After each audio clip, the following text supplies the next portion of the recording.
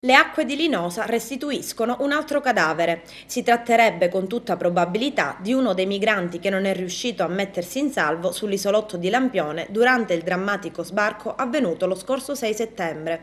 Nei giorni scorsi erano stati recuperati altri due cadaveri, di un uomo e di una donna. I 56 sopravvissuti avevano parlato di un naufragio, un barcone che affondava e 79 compagni di viaggio dispersi, annegati nel tentativo di arrivare a terra.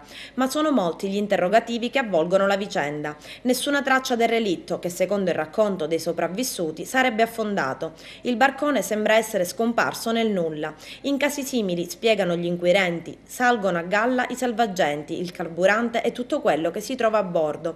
E invece il relitto e tutto quello che trasportava è svanito. I migranti interrogati dalla polizia, che indaga per favoreggiamento dell'immigrazione clandestina e omicidio, raccontano tutti la stessa storia.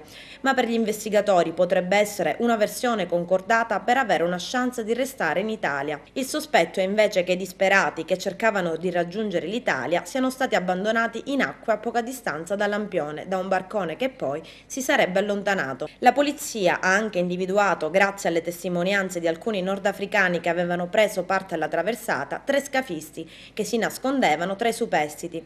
Così prende sempre più corpo l'ipotesi che il racconto fatto dai sopravvissuti sarebbe servito a coprire proprio gli scafisti. E oggi è sbarcato a Lampedusa il ministro degli affari esteri tunisino Rafik Abdessalem per una visita sull'isola in seguito al naufragio del barcone. Il rappresentante del governo tunisino, che ieri aveva incontrato a Roma il titolare della Farnesina Giulio Terzi e il ministro dell'interno Anna Maria Cancellieri, è stato ricevuto dal sindaco Giusi Nicolini. Il ministro ha visitato il centro di prima accoglienza dove sono ospiti i 56 superstiti della tragedia. Con il governo italiano è stato deciso di costruire una commissione mista per fare luce sulla sciagura.